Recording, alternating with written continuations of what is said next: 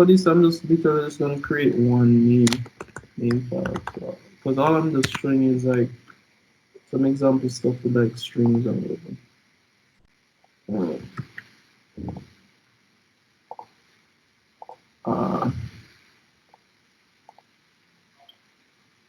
Yeah, so you guys know what a string is.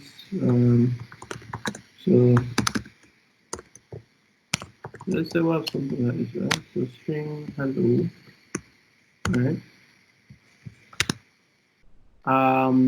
Now let's say for example we want to concatenate onto the string, right? So we'll probably say something like s equal s plus there. Now what actually happens? What actually happens is wait, there's something. Oh, I need to put all this in a public static void.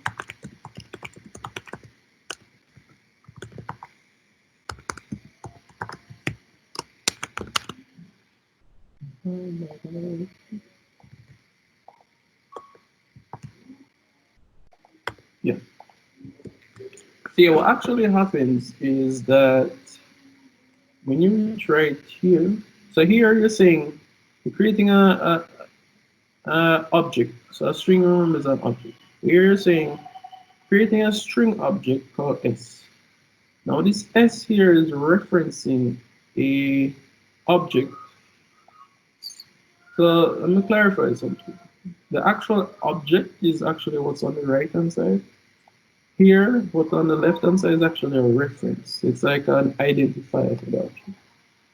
So here we're saying this S here references this object hello that has the contents hello, right? Now actually what happens when I say S equal S plus there is that this S now actually references a new object, a new string object that's created when this one and this one is attached to each other. You might be asking, so what happened to this guy here? Does it just magically disappear? But no, it doesn't. Actually, it's staying in memory. What's gonna happen is that some guy called a garbage collector is gonna have to come around eventually and clean up the mess that you created. What's the disadvantage? Disadvantage is the more you involve the garbage collector, the slower your program gets. So again, it would happen right here because we're saying x is equal to something else. So basically this s now references a new object. And this object that was here before, the hello was there. Let me just write exactly what was there. So here was hello. And here we'll have hello there Jimmy. So yeah, here s pointed this object hello. Then s lost its reference. Well, this object lost its reference. The s now s points a new object hello there. And down here again, it's creating a new object hello there Jimmy. Just imagine doing this a lot of times. Like, let's say, for example, you have a loop that's like literally concatenating this multiple times. Essentially, what you're going to do is every time it's going to be creating more and more garbage because it's every time you're basically losing reference to the previous object. And that's going to involve the garbage collector, which is going to have to clean up all that mess you're creating, which is going to slow down your program. But now you might be asking, well, is there a quick way of doing this? Say a loop or whatever? Well, yes, there's something called a string buffer. So strings are immutable, which means you can't change the contents of a string. String buffers are mutable, which means you can change the contents of the string, which allows it to be a lot more flexible. So what's a string? So we can create a string buffer like this. So it's a string buffer S equal new string buffer. So we can initialize it. So string buffer equal hello.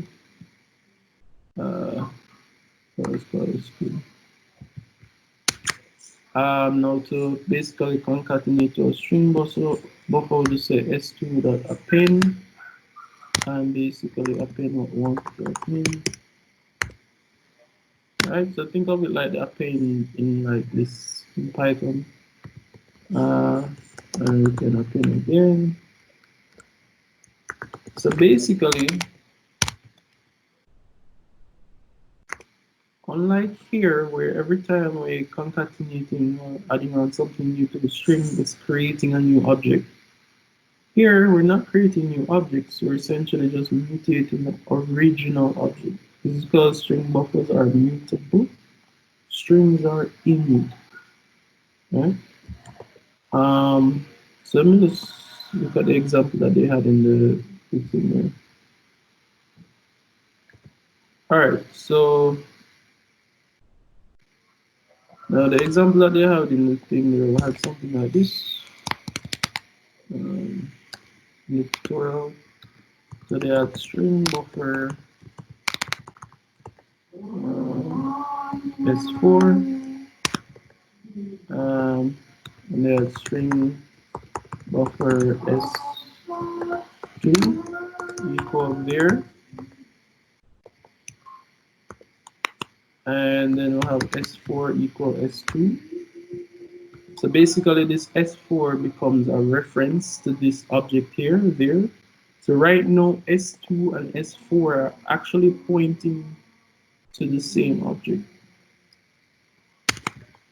So basically whatever is done to S2 actually affects S4 and vice versa. So if I say S2 dot append 4 and I print out S4, it should show me the updated value. It's basically the same value that S2 would have.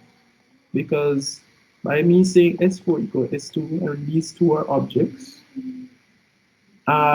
we're saying that S4 will point to the same thing that S2 points to. So they reference the same object. Okay. Yeah. So let's actually run that and see what happens.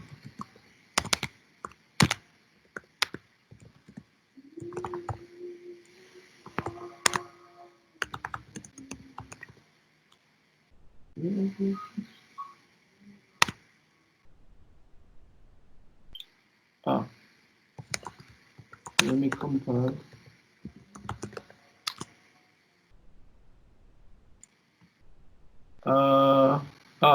Yeah, you can't initialize a string buffer like that. There's a string buffer. Yeah.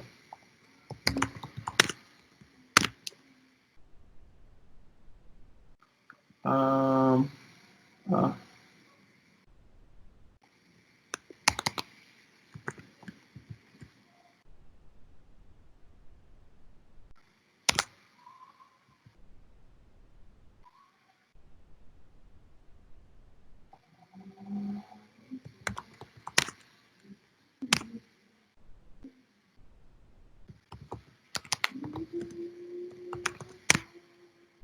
yeah. So see there, therefore. Okay. Let's actually have some fun with this. Um, hmm. I'm going to show you an example where uh,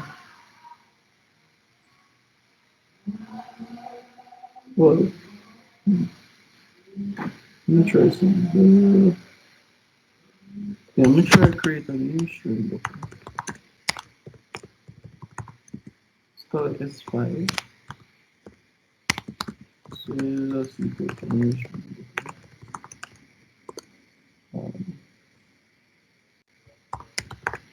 Yeah. Now let's say, for example, so S4 points to S2. Let's say S2 now points to S5. Okay. Well, let's see what will happen. What do you think will happen? Because now we're saying that S2 will point to S5. Well, S4 points to the S2 that was, well, this. So if I print out S2, it should show me there.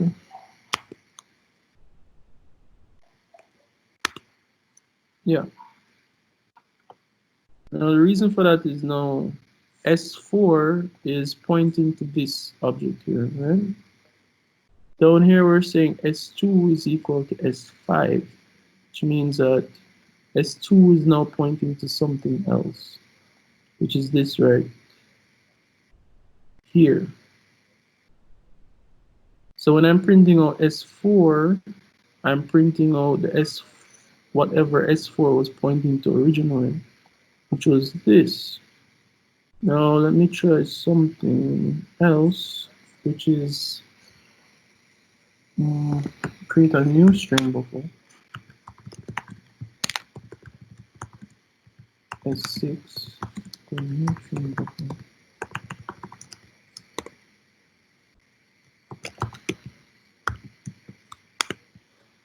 Now let's say I say S4 is equal to S6.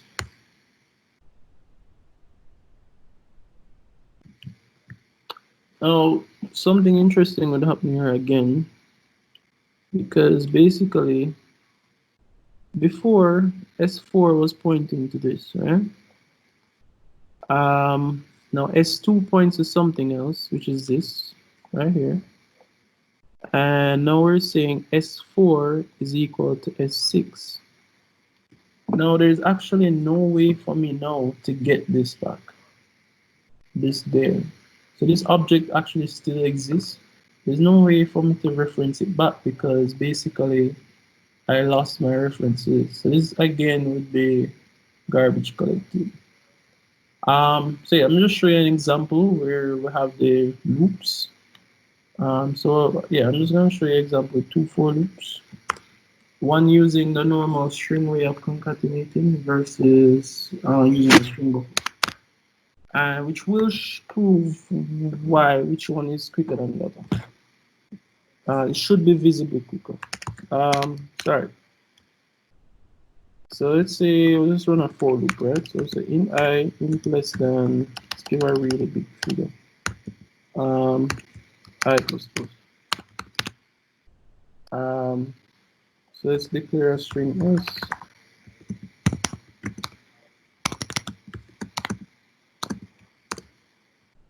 I say hi there. And let's say inside here we say s plus equal Jamaica. And outside here, let's print this. So system.out.println s. All right. So let's run this.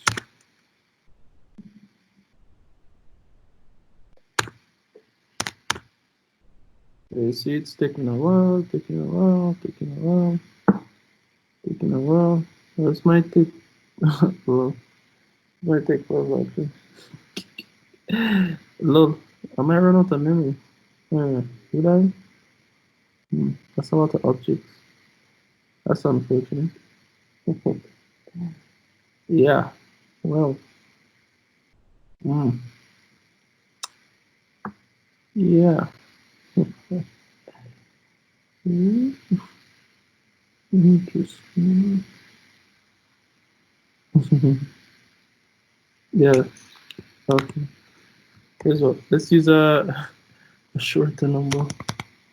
Let's not go backward. Just want to be able to see like some visible difference. Okay. So I printed out the stuff. Let's probably give it one more 0. So it takes a little bit longer.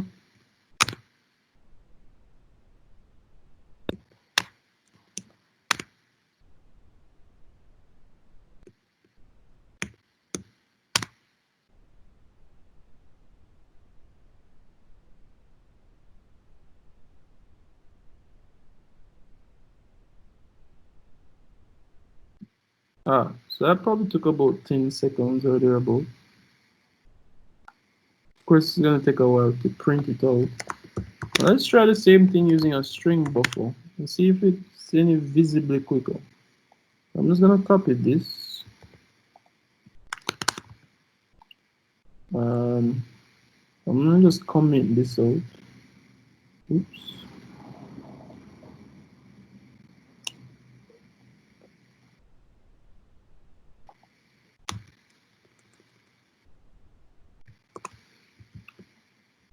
So let's say string buffer s equal new string buffer.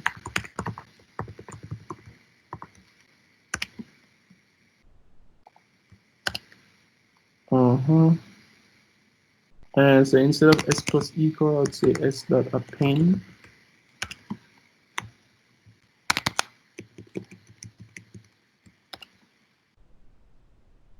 Now let's see if this is visibly quicker. Well, hopefully, we'll see. Yeah, it should be interesting. It should be visibly quicker. See, right away. Basically, as soon as I press the button, right away. So, yeah, as a programmer, shouldn't be only concerned about the correct solution, but you should also be concerned about the most efficient solution. And if you were working for a company that used Java and you had two options, well, you don't really have an option. If you have a situation where you're concatenating for large amounts of time, anything concatenating a string like a loop, the proper programming practice is to use a string buffer rather than a string, because as you can see, it is way faster than this one. So just a pro tip. Yeah. Let me see if there's anything else in here that we should look at. Yeah, so you have some other methods of string. So I have something called to lowercase. So I mean, let's explore some of them. So maybe if you see it in an exam, it shouldn't be a problem. So let's say we have string s equal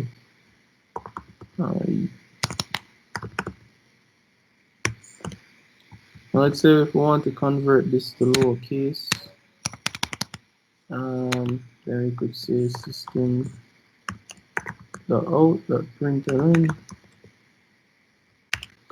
s dot to lowercase. I mean, there's a bunch of stuff you can do with strings. Like a bunch. What you can do is actually type in string Java in Google, and you should see a link for like the documentation. You can look at that and say, yeah, so that just convert that to lowercase. So let's see, there's some other things. So I have index of. So let's say I want to find the index of the J, it should return me the first index position of J, wherever that is. I think it's index position 1. Let's see if it gives us index position 1.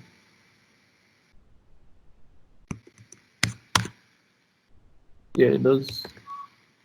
Let me see. Yeah, there's also substring. So I don't know if you guys remember when you were doing like slicing of strings in Python. I don't know why I keep bringing up Python. I mean, yeah, it's more likely you'd forget what you did in Python than Java. Because Python is superior to Java. I don't want to start an argument in this chat.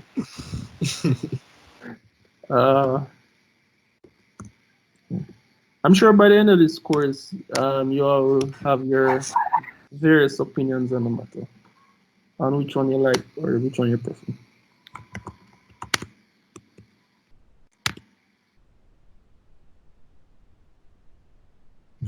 Actually, when I started out, I very much prefer Java because I hated the fact that in Python it, a lot of it just seemed very loose and lax. Like there was no declare because I guess I came from the C days where I mean, and C is very similar to Java in a lot of ways. Like you don't have to declare variables and all that stuff. That just seems so weird. You just put something equal to that. That just seems so illegal, so wrong. Um, yeah, there's a lot of things. The whole thing about indentation, like everything have to be indented properly for it to work. It doesn't make any sense. But yeah, that's a discussion for another thing. But anyways, let's move on. All right, the last thing in this says write a program that gets 2 points, x1, y1, x2, y2 from the user. Print the distance between them, where the distance is equal to square root of, so it's Euclidean distance, x2 minus x1 squared plus y2 minus y1 squared. All right, so I guess this will give you a chance to look at the whole thing with static, what I mean by static methods. Um, yeah, so let me just do that inside this. All right, so I think for this one, I may actually do the whole scanner thing as well.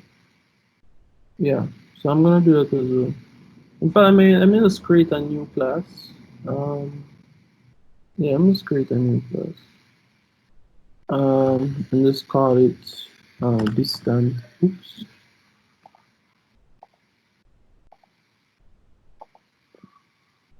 And just call it distance.java. All right. Mhm.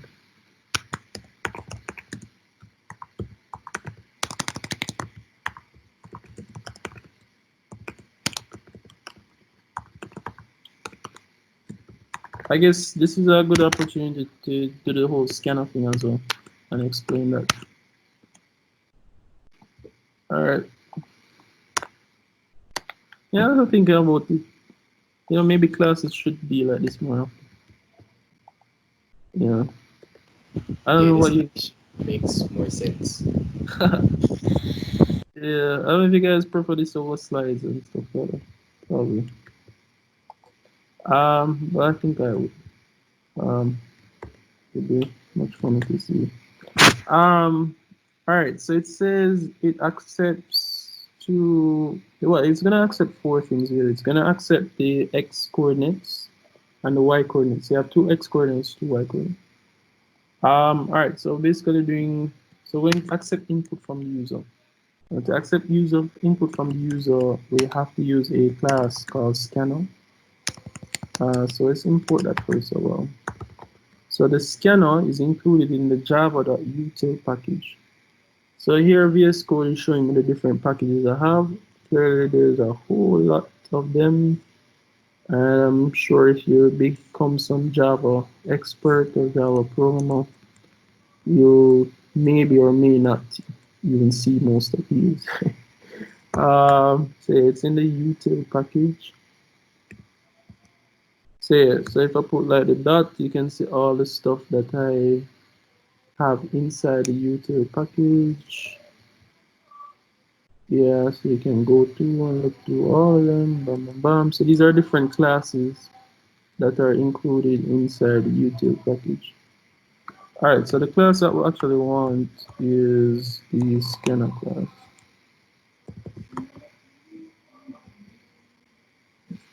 Why is my computer slowing down? All right, so well, first of all, let's ask the user for some input.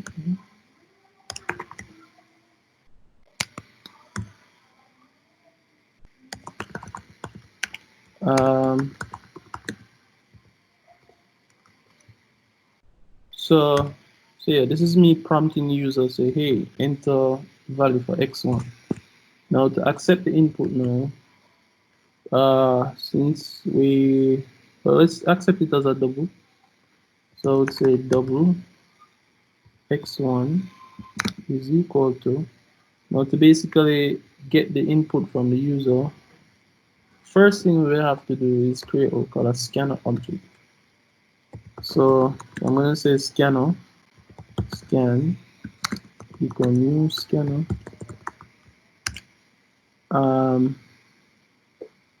Yeah, and as you can see, there are many constructors for scanner. So as you can see, one of them is like the source, basically where you're reading from. So we're reading our input from the input stream, basically a keyboard. So just a system.in. So yeah, so that creates a scanner object. So to basically get the input, I'll just say scan dot next. Since I want to scan it in as a double, I'll just scan dot next. Yeah.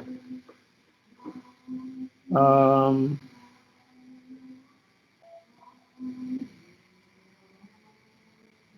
yeah. So basically, what that does is basically you should see a prompt from the user saying, "Hey, enter x1."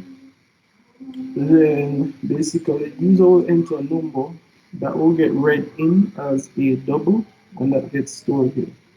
So I'm essentially gonna do is just copy and paste these lines a bunch of time. I honestly don't know why. Seems like my computer is slow. Yeah, so that's x1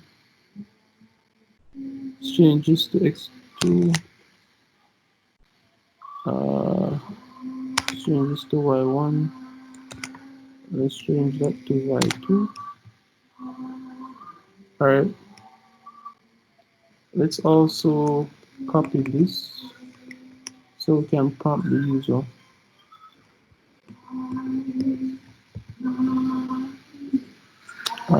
for the stuff. Um, yeah. So this one is x2, this one is y1, this is y2. All right, so let's find the square root, the answer. So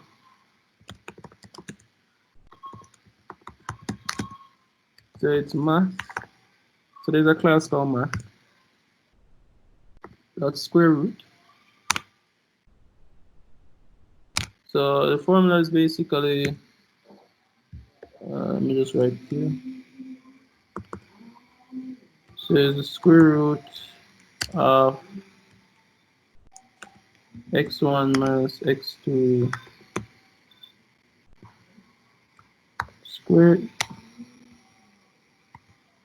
squared plus y1 minus y2.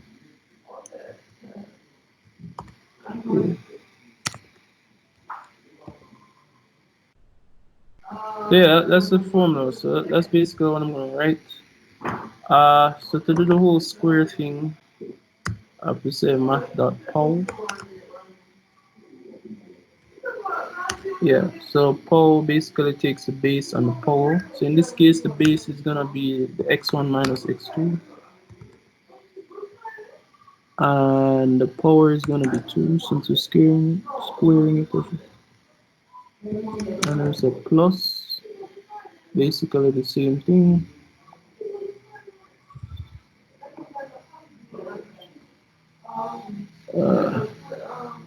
Yeah, for some reason my computer is moving considerably slow. I don't know if it's a streaming causing it, but yeah, nevertheless.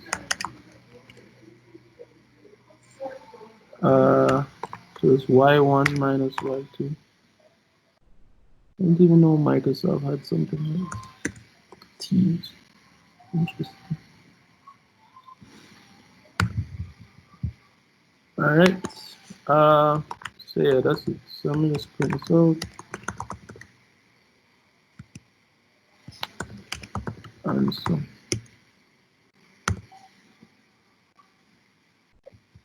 yeah, so yeah, that's it. That should work. Should work. Um,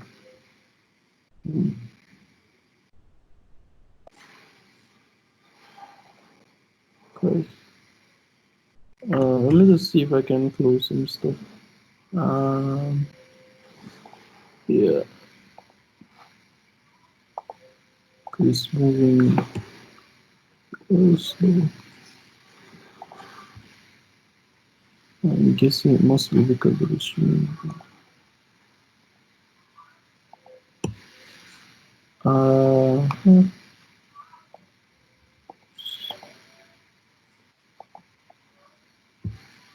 What is English? All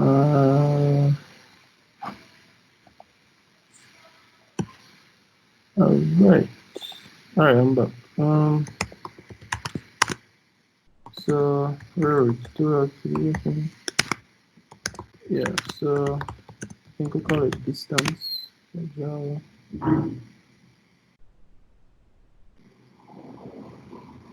And Java distance. Yeah. So entering x1. Just entering some stuff. Yeah. So that's the Euclidean distance. Yeah. So yeah. So let me just explain something. If you notice, I did not need. I did not. I usually, when I'm calling a method from a class, I usually have to do something like this, which is first create a method, inside an object, an instance of the class, and then use the instance to invoke the method. Now, if I want to be able to call a method from a class without having to create an instance of this class, I will create what we call a static method. Now, the fact that I'm able to just use a class name and then invoke the method like this, it must mean that the sqrt and the POW methods are static methods inside the class. Now, I think we're going to see an example where we actually create our own static method. But yeah, basically we want to see some behavior like this. Let me just actually show an example. Let's say, for example, inside the, I don't know, the person class, to have like a static method. Um, uh, let's say we just call this, um, let's just call this print hello or something like that. So here, I said print ln hello. Yeah, so the only job of this method is just to print hello. So in the main class here, I can just simply say person dot print hello.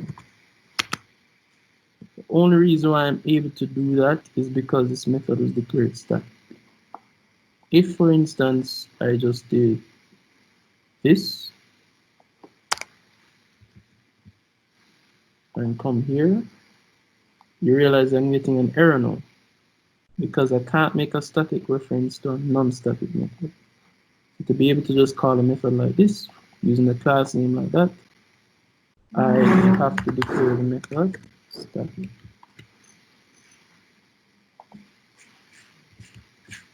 So now this will work because the method is declared static. All right. So hopefully you guys understand what we mean by a static method. That's essentially why whenever we're creating the main method, we have to make it static, because essentially Java needs to be able to call this method without having to create an instance of this main class. All right, so There are no questions. Basically, the point of this tutorial, what we just did a while ago, is for you guys to understand the difference between string and string buffer. All you need to know is that strings are immutable, string buffers are mutable. Also, realize as well that kind of understand the whole thing about referencing in Java, the whole thing about the garbage collection and why it occurs, and how it actually affects the speed of your program. As you could see, when using the string object and trying to concatenate that multiple times in a loop, remember every time it's just creating a new instance, and those objects are left in memory, which will involve the garbage collector having to come in and slow down the program. Here, we're not creating new instances of an objects. We're simply just mutating the original object itself, so there's no need to involve the garbage collector. Hence, there's no slowing up my program. And as you could see, it was much slower using this method versus this method. Um, Also, we got kind of a look at how to use a scanner class. First, you have to create an instance of the scanner class, and then you're able to accept input like this. Now, next double basically reads it in as a double. If I wanted to read it in as a string, I would say next line. Or if I wanted to read it in as an integer, next in, so on and so forth.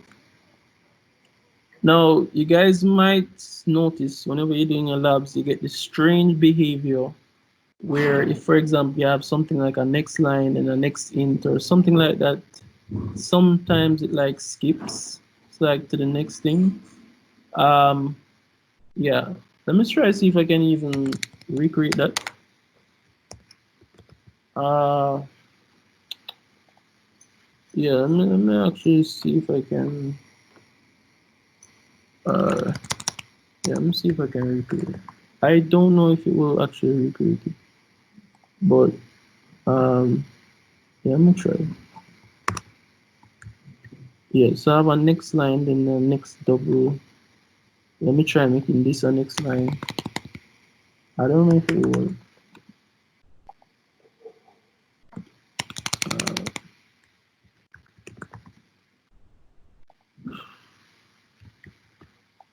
Um, um, say I'm compiling, and then I'm gonna run that now. Let me try make something. Yeah, see that all of it? You notice it skipped this one? Enter Y1.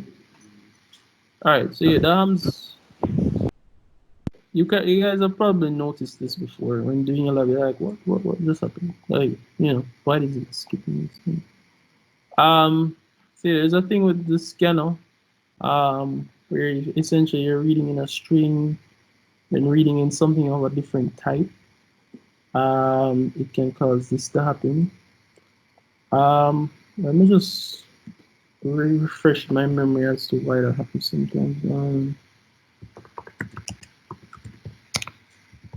Yeah, so skip, different types of Java.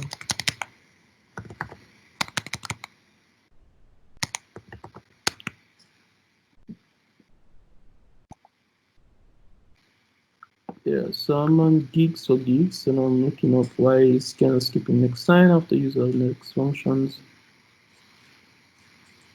Mm-hmm.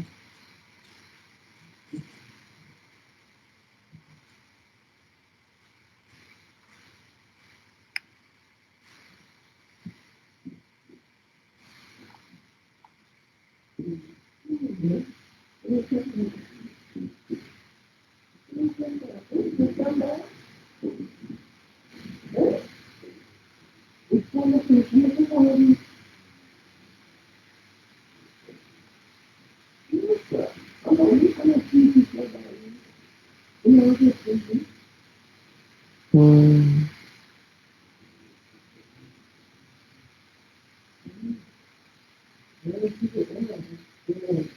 Oh, okay.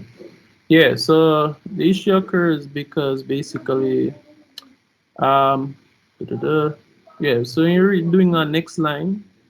Basically, it's asking the scanner to read after the slash n, the new line character, because you're doing a next double.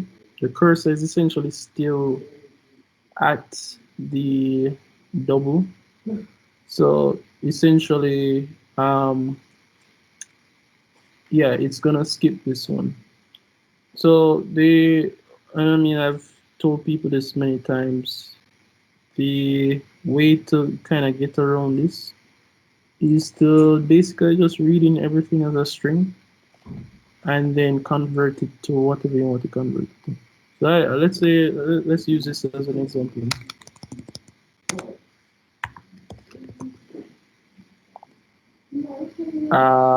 So yeah, I'm gonna read in everything as a string. Now, since I want to convert these to doubles,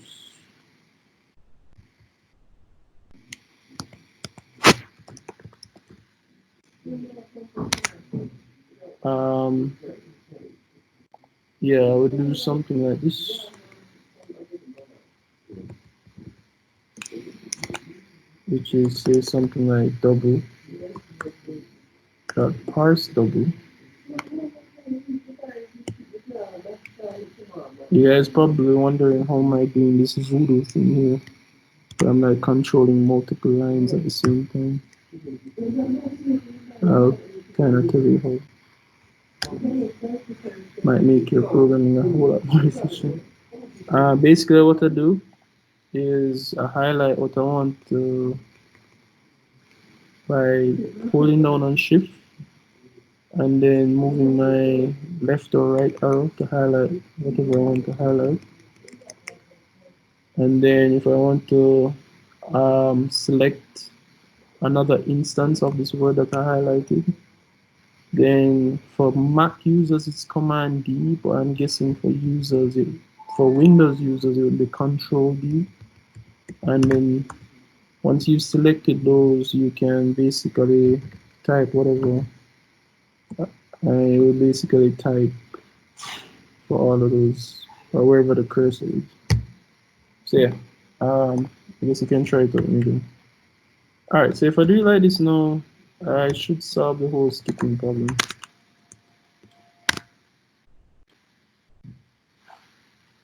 Uh, what's this thing? Oh, look, it wasn't called X. What's the scanner called? Oh, it's called scan.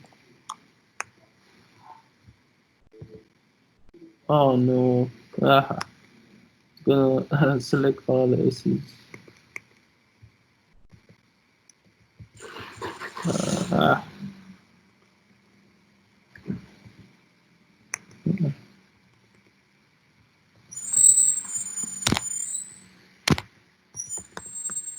yeah. So let's try it again.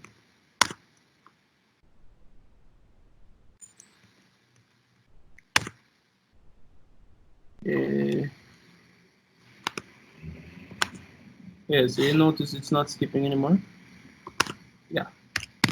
So if you ever notice that issue when using the scanner class, you notice it's skipping stuff. That, as I said, happens when you're scanning in different types in like the same program.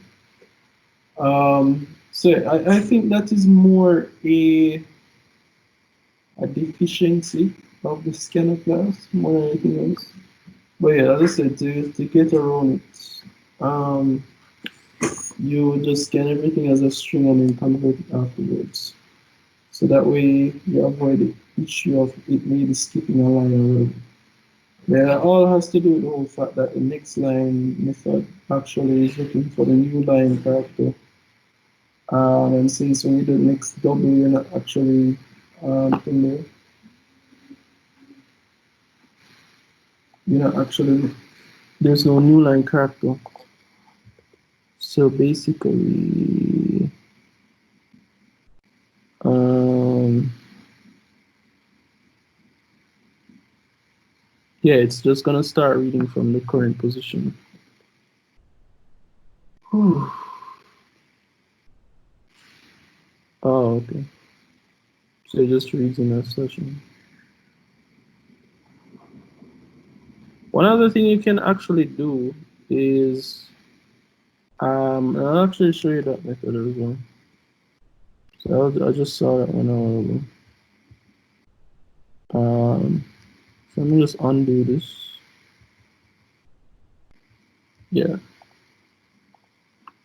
So yeah, what you can do, undo some more, change that back to doubles.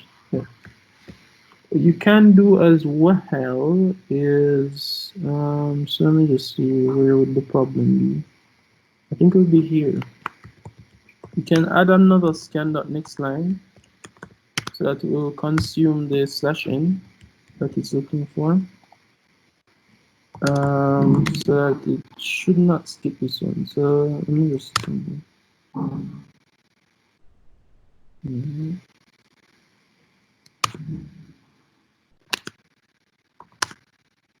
See, doesn't skip.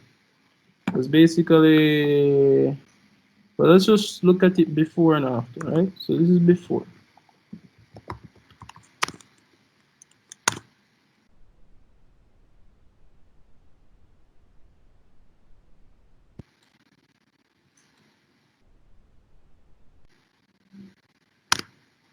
So here, enter value, scans it in, and this consumes the thing there, the new line character as well. So I press enter, boom. I'm here now. I say scan.next double. This is going to take in the double, but does not consume the new line character. So here now, when I press enter, you notice it skips this, the enter Y1. Where is it? Yeah, the part that allows me to actually enter the stuff for Y1, this one, is because this next line here is actually consuming the slash n from up here, right? And then nowhere right here where it says entering Y2, and then we can enter this. So if we want to avoid that, essentially what we do is have a scan.next line after this, scan.next double, so that it consumes the slash n here, and then allows to basically enter the stuff for Y1. So let's try that again.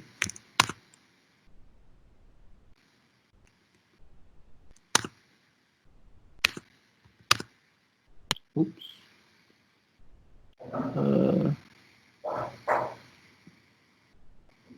Do I have it in the right place? Yeah, you see this recompile? Oh, I didn't save.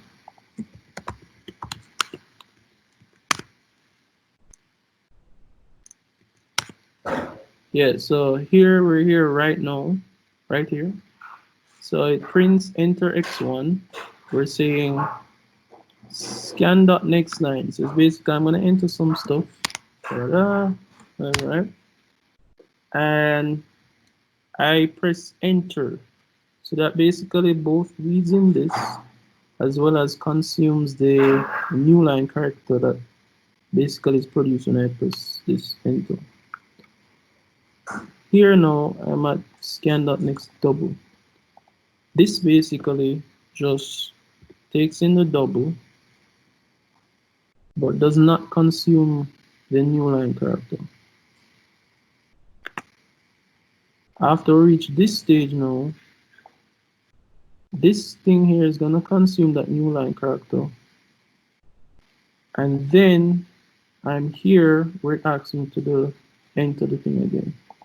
So enter, boom. So that gets read into Y1 now. And then I can enter the stuff like. So you have two options. Either you put a scan.next line after you have like a line then a double, or you just read everything in as a string and then convert to whatever you want to convert it to. All right. Yeah. So let's move on to the next tutorial. Apologize if I probably got too technical, maybe. There for a sec. But yeah. Yeah, I figured it might be something that you were maybe wondering about. So that was me just explaining it, or just showing you, why that happens.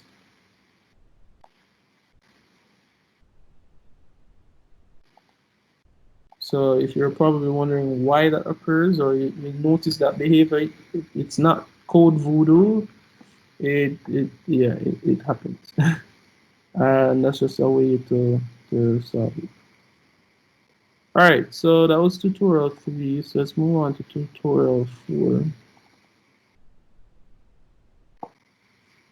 All right, so tutorial 4 is the essence of this tutorial is talking about what is it? Arrays and array lists and stuff like that. All right. So I'm going to create a new folder. Call this tutorial 4.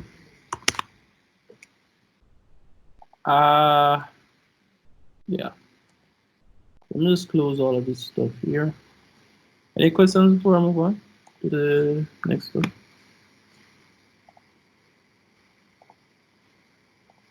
Yeah, I think I can speed up a little bit now since I've explained most of the stuff really. Going forward is just basically like a few, like a one thing here and there where you're learning new. But yeah. Yeah, so basically just taking this opportunity as much as possible to show you things that I probably wouldn't have time to show you in say like a tutorial or maybe even at a marathon or something. Since I'm actually at a keyboard and I can actually run the program to show you exactly what can happen or what can happen. So yeah, so in this tutorial, so this is tutorial 4. I don't know if you guys have this tutorial, but it's basically talking about implementing a class called myArrayUtils. So the first question says it has an instance variable called alist, which is an array list that can store integer values. Next one is an instance variable called a vector, which is a one-dimensional array with 10 indexes that can store integer values. All right, so we're learning about arrays and arrays. So for my array,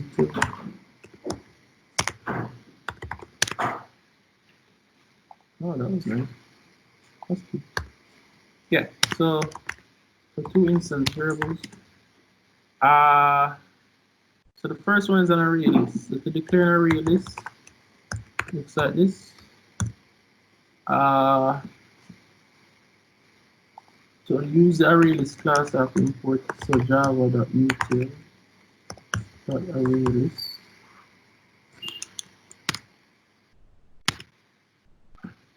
All right. So it's an array list of integers. Now, important thing. Array list only works with class types. So I cannot say array list int. Int is a primitive. This is not gonna work. I have to say integer. Because integer is a wrapper class for int. Alright? Is that the class version of the primitive int. This is called a list. Right, so that's how you declare an array list. But we still haven't initialized it yet, which means it doesn't have any, it's null, right? It doesn't have a value right now. So I'm gonna do the same thing for the array. To declare an array, you have several ways of doing it. So you could say int, and then put 2 square braces, and then put the name of the array, like that. Alright, like that. Or you have the option of putting the square braces on the side like this. Yeah, up to you. Whichever one seems more pleasing to your eye. Prefer that one. Yeah, whichever one is more pleasing to you. All right, so we have 2 instance variables declared. Now it says we need a constructor to initialize them. The constructor takes no parameters and initializes a list and a vector. So we could have initialized a list and a vector up here, but the question wants us to do that down here. So what do we mean by initializing? So I'll show you. So remember, that's how you do a constructor. So this is a list equal to, so this is how you initialize an array list. So it's a new array list. Now you have the option, you can put back the type, but since Java 7 or thereabout, that's not necessary. You don't have to put the type. You only need to put the type on the left hand side. You don't need to put it on the right hand side. Alright? So you might say a lot of times the code is written where you have the types on two sides. You don't have to put it on the right hand side. You can just leave it on one side.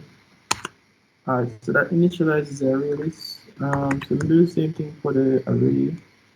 So a vector. So if you notice, I use a primitive. So I can use primitives with arrays. In fact, you can use both primitives and class types with arrays.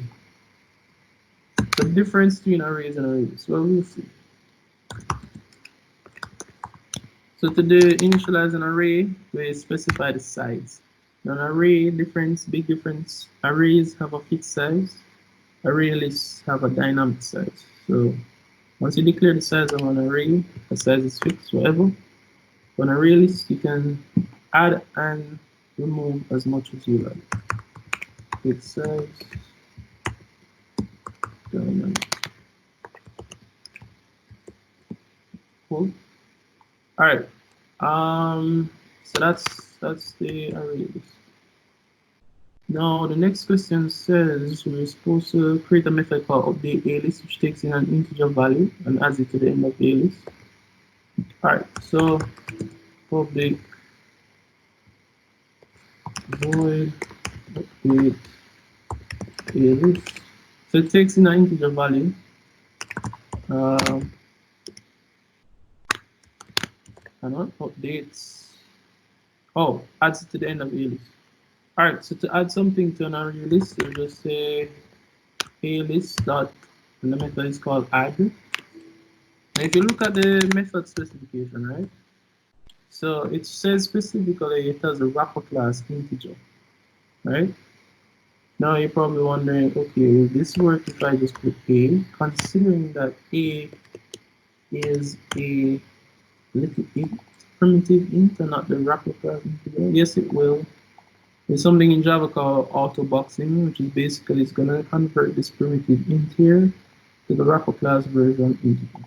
Right, so that's fine. We could have done this as well. Integer a, and that would still work. Right? Yeah. Next one says update array.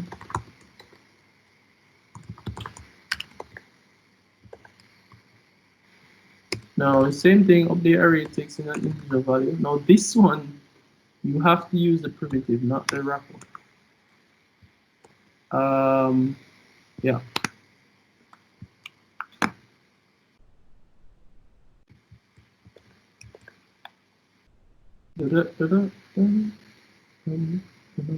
You're probably wondering, okay, is there like an append or something like that for arrays? Unfortunately, no. To basically put anything inside an array, you have to use the index position. In fact, when this array is created right here, what happens is this array looks like it.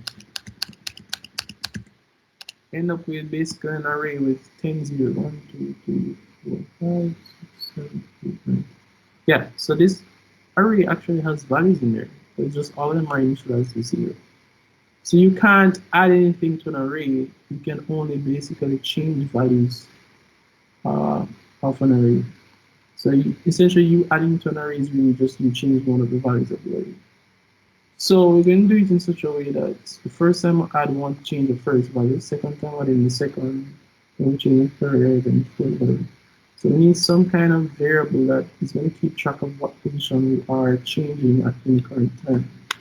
So I mean, let's create that. Let's call it current pause. And let's initialize it to 0 since we're basically gonna say this dot a vector at current pause is equal to the integer. So basically we're overwriting the value at this position specified by this variable here to whatever value that you pass into the function. Now what will happen if we leave it like this? Now if I leave it like this, it's always going to overwrite the first value because here current position is always 0. It's always going to be overwriting this first value. Well, that doesn't really achieve our objective. So we will have to change the value of the current position by incrementing it. So I mean you have options. You can say plus equal 1, current plus, really up to you. Now what's the danger to this? Well, the danger is this will keep increasing the value of current position. 1, 2, 3. Eventually, current position will get the value of current position will be greater than the largest index position inside this array. The largest index position inside this array is index position 9. And if we have a case where overwriting a value of an array whose index position does not exist, then you're going to crash the program. So to avoid that happening, we just say current position is less than 10, then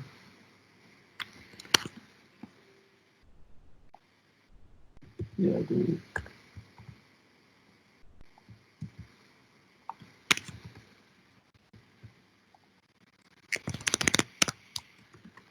now yeah, so this is it. So if the current position is less than 10, then just overwrite the value at that position with this value here, and increase the value of the position. Is there a shorter way of doing this? Yes, actually. And that's the beauty of these increment operators, is you can actually do it in one line. So I could have actually done this. Current pose plus plus plus plus plus. Yeah, so this is post increment. Because the plus plus comes after, this is post increment. It means it's just going to use the value that he has currently inside here when we're evaluating what index position we're using. And then after it does that, then it does increment. So it's going to do the increment after. That's what it's called post increment. It's going to do the incrementing after. If we wanted a case where it does incrementing first, then it uses that value to specify what position. Then we'd say plus plus current pulse.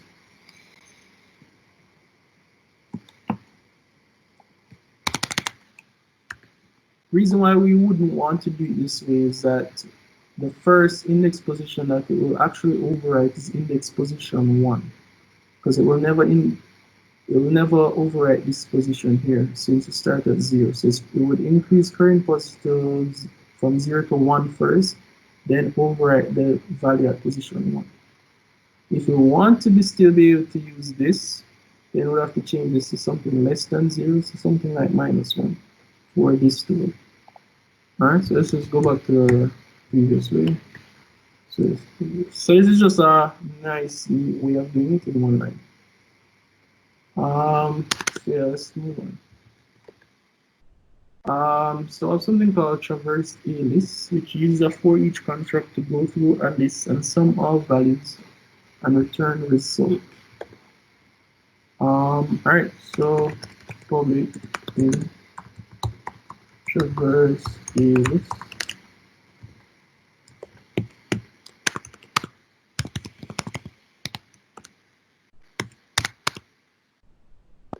Alright, so basically this is just gonna run a for loop to basically loop through the elements of the array list and sum the result. So first of all, let me create a variable that's gonna store my sum. So for each. So for each looks like this. So it's a for, then the type. So these are integers. Val. So a variable that represents each value in the array list. And then I put the list that I'm going to. You can actually do this with arrays as well. So inside here, I'm just saying sum plus equal whatever the value is. This value is gonna be every value in the array list, yes, and then that's just gonna be added to the sum. And then outside of here, we're going to return sum. All right. Again, we could interchange this with integer and int. So I could have said integer val still work, or I could say int still, because again, if I just say int, it will just convert. Yeah, it will just convert it down to the int. Yeah, and so on and so forth. Yeah.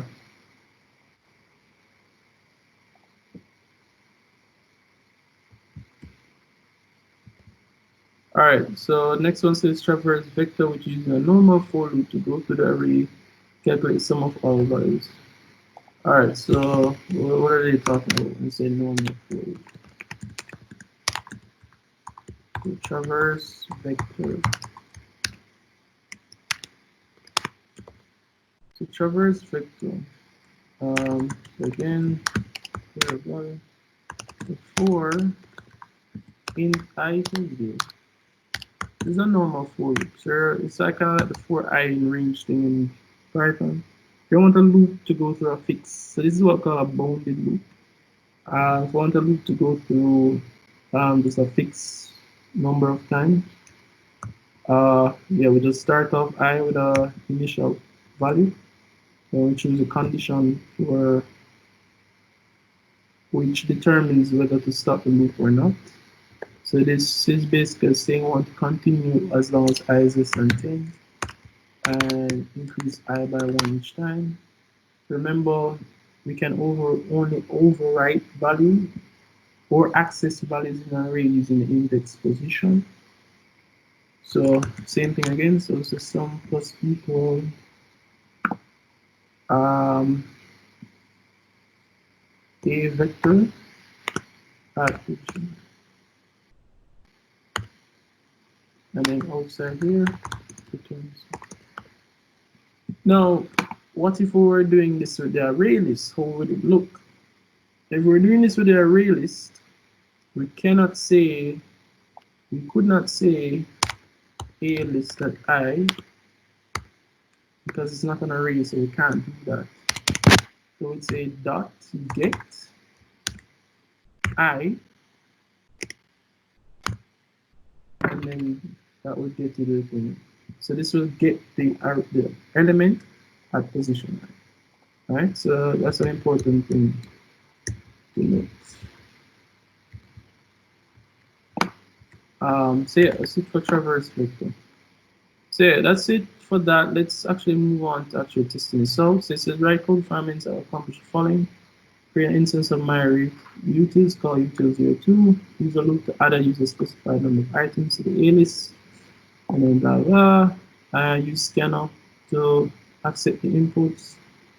And then do the same thing for the array. Print the sum of both values in A list and B.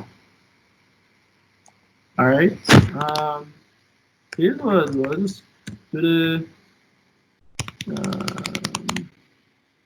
I'm gonna just create an explode. You could,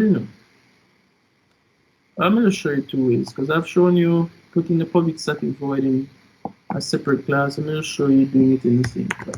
So I don't want you guys to think that you can. So you can. So this is in the same class.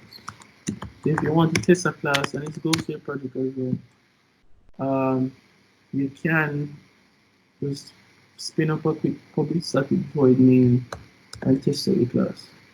Alright, so it says create an instance of my array details or equals 02.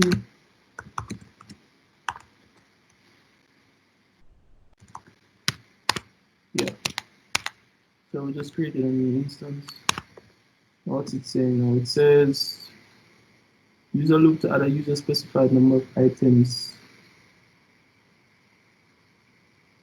to the A list in equals 02.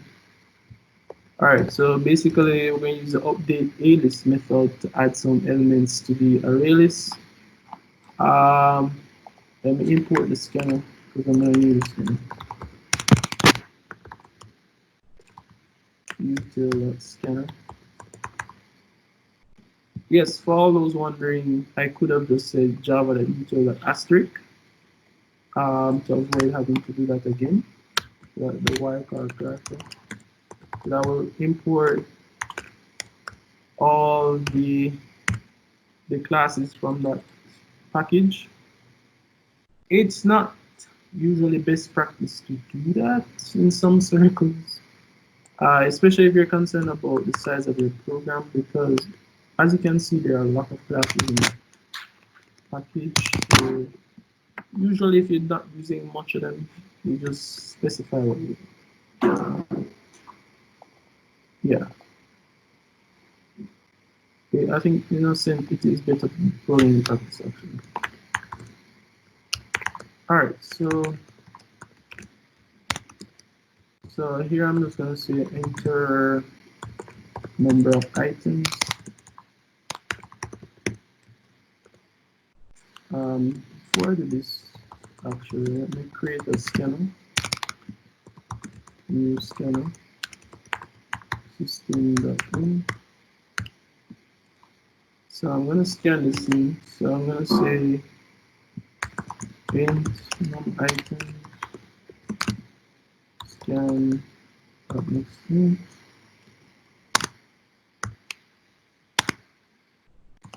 I'm gonna say for int I equals 0, I less than num items plus plus. I'm gonna say system.out.println enter number. To make things a little easier to see, um, what I'll do is just have the counter printed as well, so that we can know which number that we're currently at.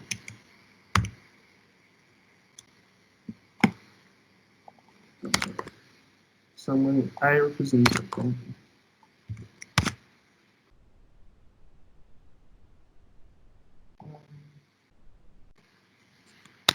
Yeah. So I say int num scan next int. And then since I want to add it to the array list of this util02 instance, I can say util02 dot update a list, since that's a method. And then I just pass in the number. And that's it. I'm just gonna do the same thing for the array. But instead of, I'll just use 10, since only 10 things can go in there. I have to change this because the variables are in the same scope, so I have to use a different variable names here, and then call it J. We'll just put a print here so we can know when we reach the array versus when we reach the array list. Okay. This is fine. But instead of update a list, I would say update vector.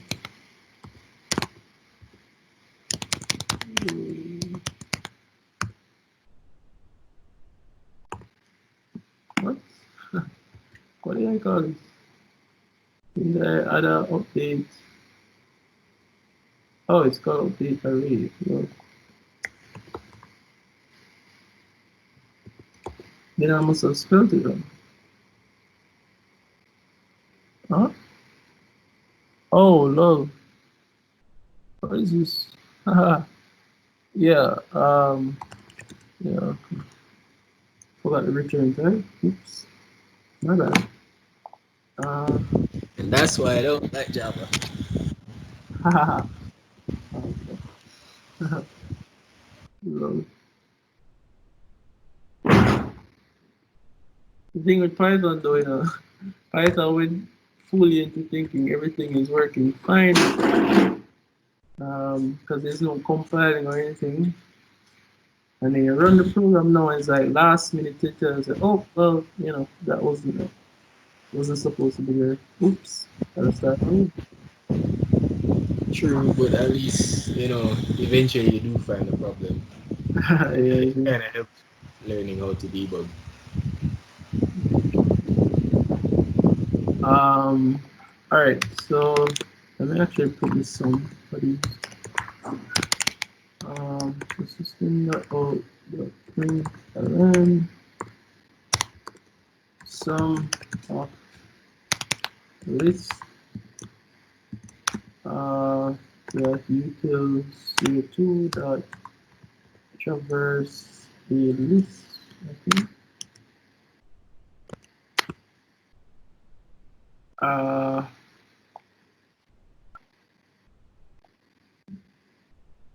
and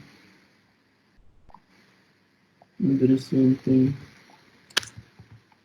Sum of array, do the same thing for the array. I think it's called traverse. Okay, looking. Alright, let's see what we cooked up here. Hopefully it smells good.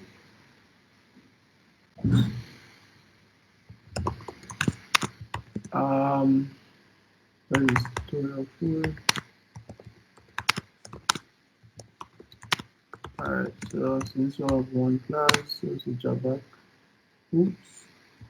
No.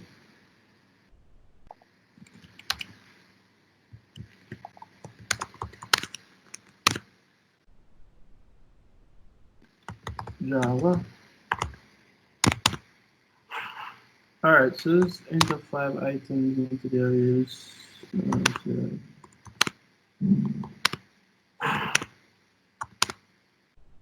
Alright, so we're now into the array, so we're going to enter 10 items in this, of course.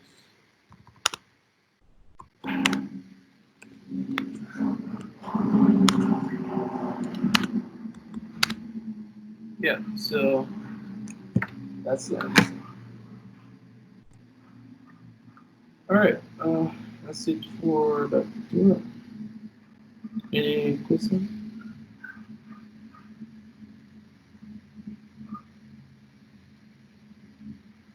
Alright, alright, we should. Yeah.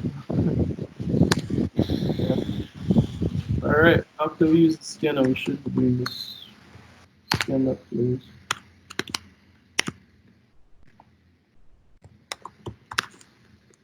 Yeah, oh yeah, we know that. Will we get marked down if we don't put that?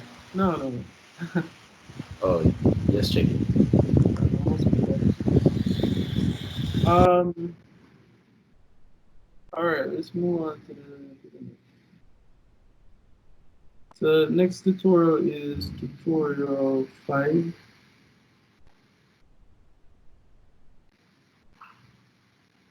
I think there's a lava actually I want to look at. I don't remember. There's one that uses like a static variable.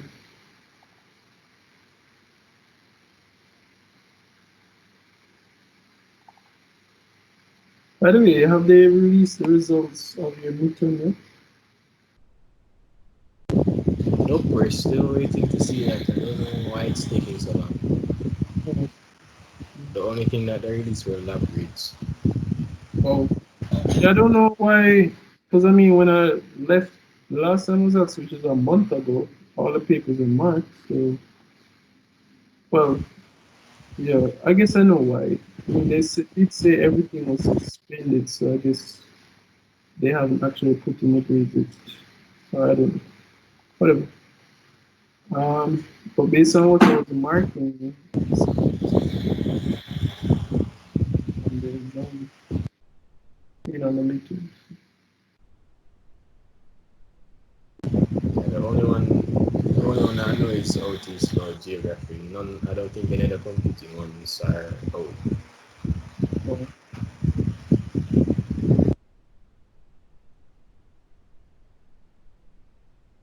All right, so let's move on to the let's move on to the